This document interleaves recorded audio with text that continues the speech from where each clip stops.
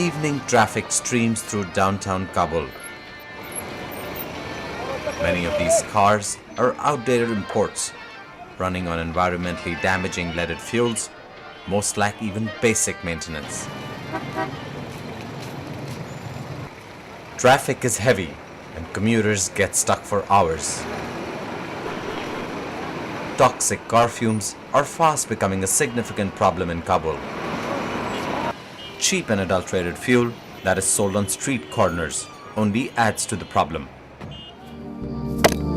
A short distance away, 16-year-old Wali gets his stock of forest wood ready for sale, cutting it into small pieces that can be used in homes. 95% of Kabul residents rely on firewood for their heating and cooking. Over 200 truckloads of wood are consumed by the residents of Kabul each day. Timber is largely obtained from Afghanistan's once dense forests, which are now depleted by providing for these basic cooking, heating, and construction needs, as well as by illegal logging. Since the fall of the Taliban regime in 2001, people have been returning to Afghanistan after years in countries like Pakistan. This massive increase in population is now exerting pressure on the city of Kabul. An average home in this camp consumes 65 kilograms of firewood each day. This heavy use of firewood emits ultra-fine particles into the atmosphere, having an increasing impact on health. This situation is mainly due to the lack of access to electricity. On average, Kabul residents get only 10 hours of electricity a week. Well, I think the international community knows this very well, that without electricity, a country cannot develop, neither economically or in other spheres of its life. So electricity is of utmost importance. The lack of electricity in Kabul for its citizens is causing this pollution. At this air quality test site, we get an idea of how dangerous the situation is. There are excessive small particles impacting health. Some 3,000 people die every year due to air pollution.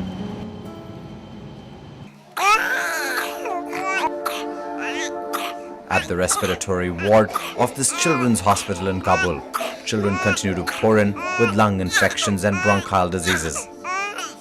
Most are severe. I think the big problem is the pollution, air pollution.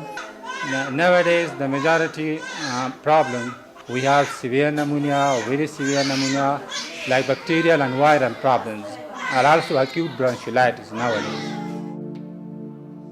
Blood tests also show that lead levels are 3 to 4 times above normal in the residents of Kabul. Having high quantity of lead in the atmosphere and in the bloodstream of our children stunts their growth. It affects their intellectual growth. It affects their motor coordination. It causes retardation in our children. Wali Mudakik of the United Nations Environment Programme has been working to help stop environmental degradation in Kabul.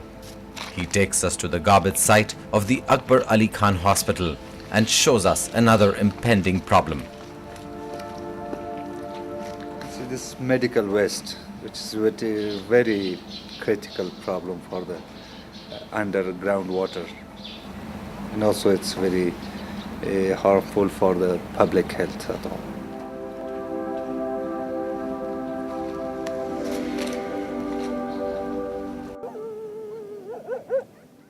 Millions of tons of garbage are also dumped at this landfill site on the outskirts of Kabul.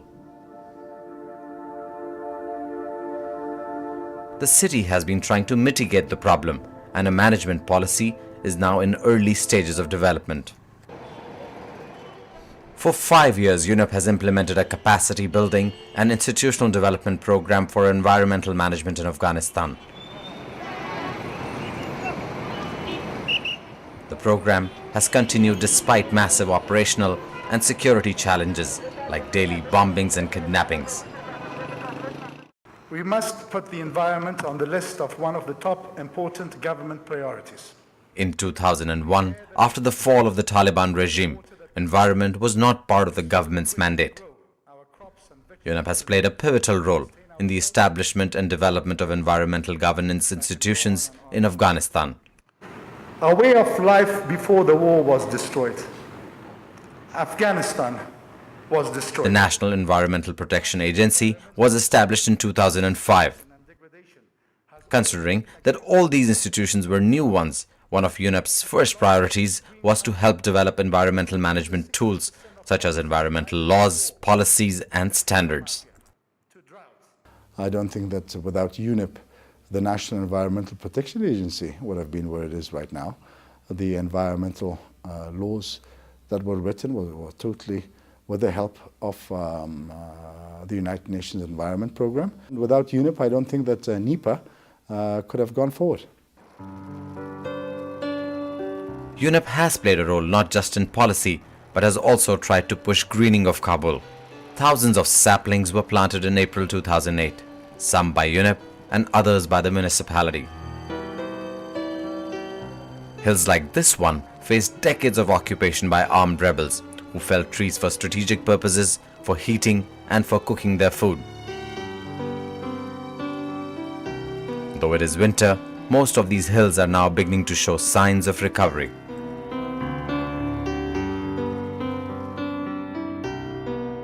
Meet Belkis Omaryar.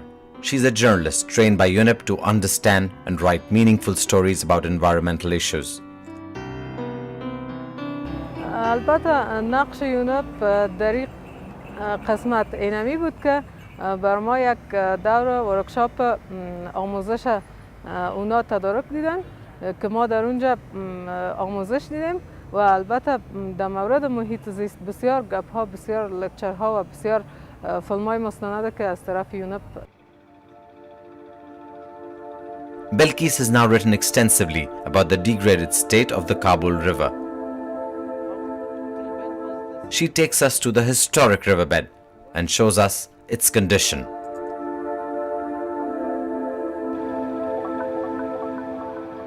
Kabul River, if you look, basically the debris, the sludge that has been put there. Kabul River affectionately is now known as the public latrine. The Kole Hashmat wetland was also one of the victims of war.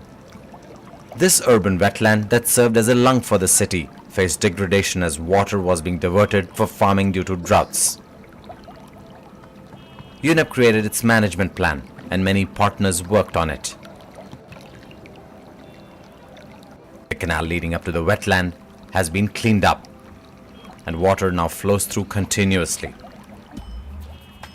It is already beginning to show signs of revival. Kabul's expanding population has put immense pressure on the city's resources.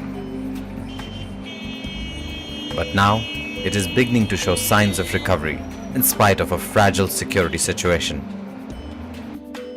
Kabul's 5 million residents are determined to make things better. They smile despite tough conditions and harsh winter.